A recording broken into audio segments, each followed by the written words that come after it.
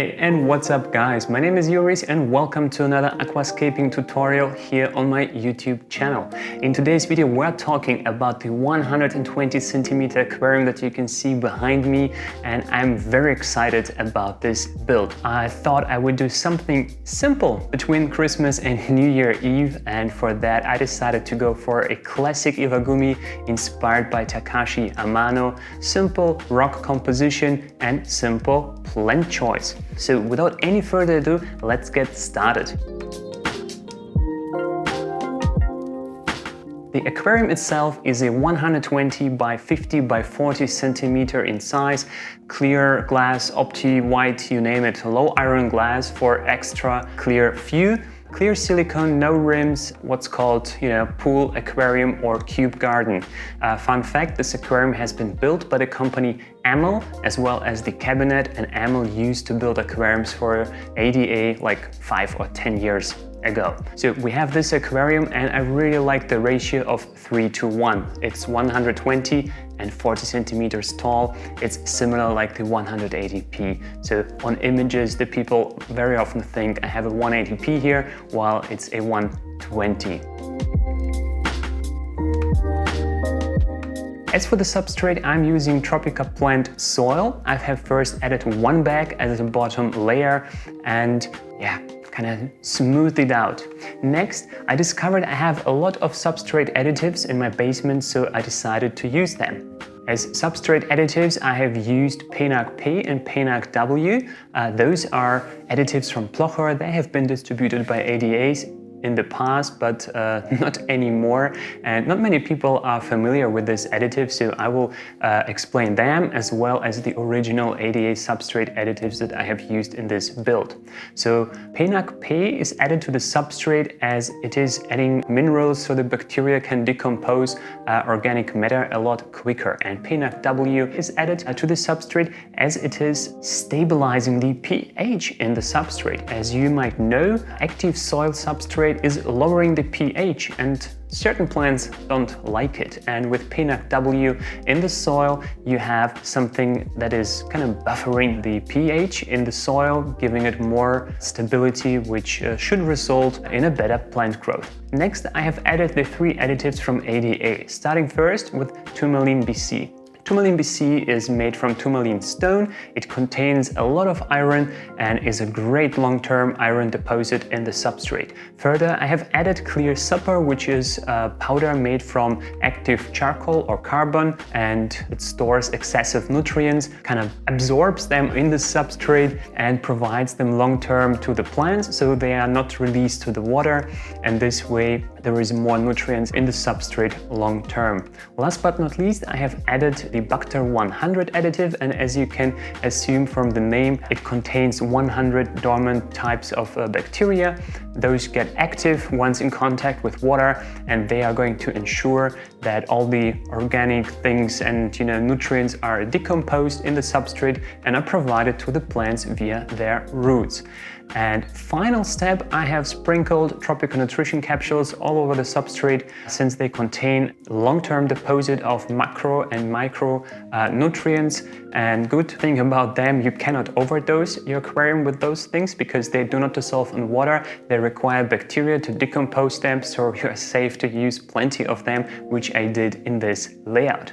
So having a thin layer of soil, added all the additives on top, I added more soil and build up a slope in the back. I have used a total of 4 9-liter bags of soil, and I created a slope in the back of approximately 10 to 12 centimeters and something like 4 centimeters in the front. Next, I started playing with the rocks, and as for the rocks, I'm using a very simple basalt. I found this rock at a local garden center where they provide all kind of rocks in huge quantities, in big packs. You would usually use this kind of stone to secure a river bed, or if you want to create something in your garden. And if you are very lucky, you can find some very nicely shaped pieces like I did. As for the layout, I went for a very simple triangular composition and I used two main stones and combined them in a way where the slope goes to the right side towards the line of thirds, and the main stone is more in a vertical position and the secondary stone lays a little bit flat. And I arranged them in a way that they look like they used to be one rock before, because you see on each stone sort of like steps, and those are like parallel lines on the rock structure. And I repeated the same structure with the smaller stones on the side, and I have added one specific rock in between those two large rocks to mimic the same shape. So it looks like it was one large rock, and over the time, maybe through water or something, there was this like little path or something, a crack has been created in between. So it looks all natural because of the parallel lines. Once those big rocks have been inside, I have balanced out the layout with the smaller rocks on the outside, again following the lines on the right side. And I did a little counterpart composition on the left side, you can see it here, to kind of balance out the whole look of the aquarium. Behind the big rocks, I use small supportive rocks just to give them nice cushion so they don't slip away in the soft soil. And after that, more soil has been added, and I created a really nice slope on the left corner. So the soil raises there, then we have like a little valley here in between, and then it goes again up behind the big rocks. Once the final soil layer was inside, I added the final very small detailed rocks to the layout to just add a little bit of a detail. And finally I topped everything with a very thin layer of powder type soil. Powder type soil is not only for aesthetics, it also helps carpeting plants to root a little bit better, and we're going to use a lot of carpeting plants in this aquarium. Now let's talk about the plants.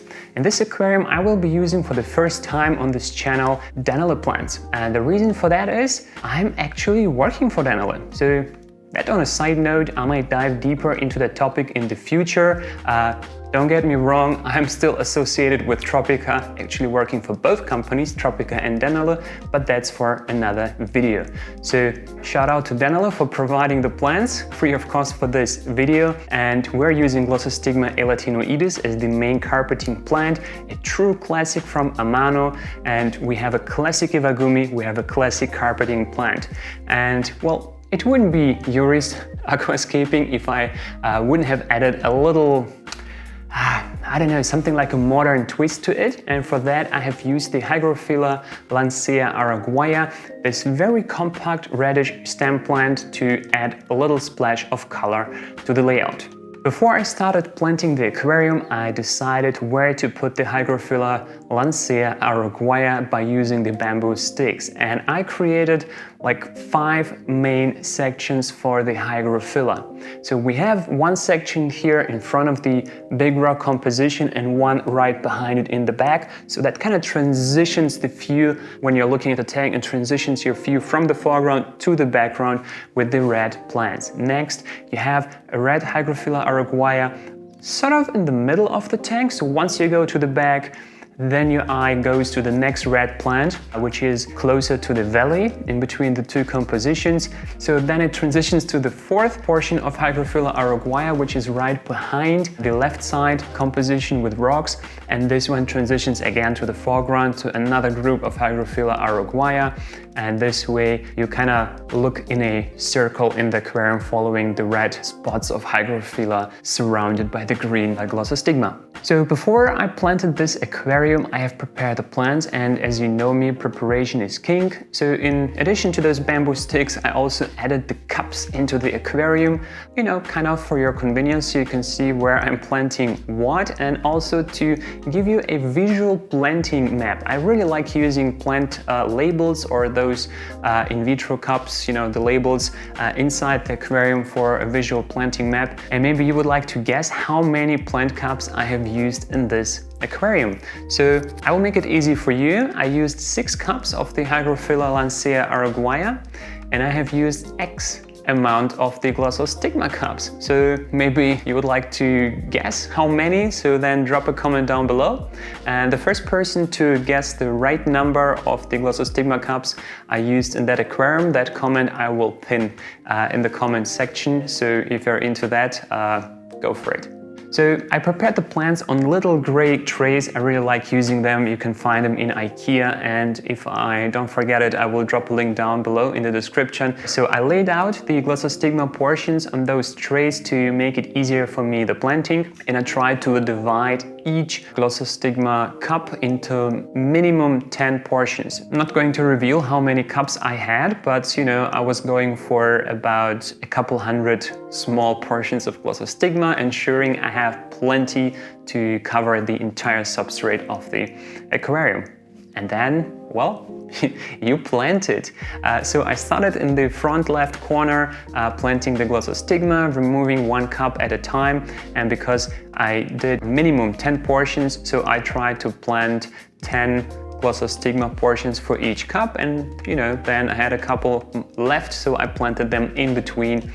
This way I ensured that I spread the Glossostigma evenly, and this way I made sure I don't run out of Glossostigma and I can plant the entire aquarium evenly. So another pro tip here, just spread your plant labels across the aquarium, know how many portions you can make out of each cup, and plant that amount of portions for each plant label inside the aquarium.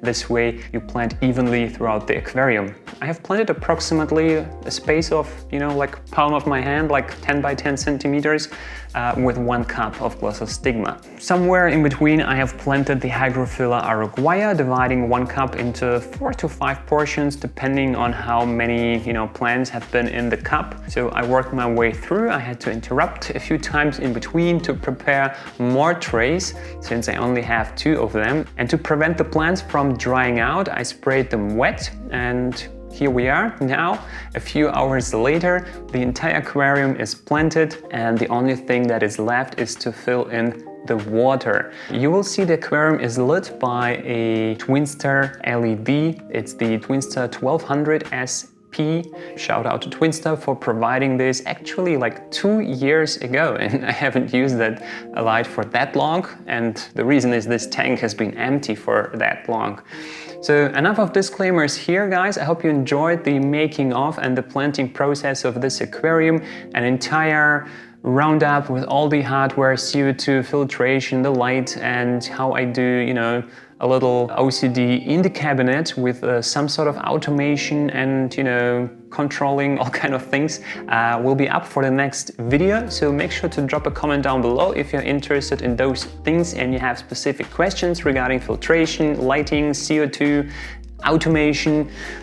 Yeah, drop those comments and I will make sure to reply to them in the next video. If you enjoyed watching this one, hit the like button. That definitely helps to get this video in front of more eyes here on YouTube. And if you're not a subscriber yet, consider subscribing. I would highly appreciate that.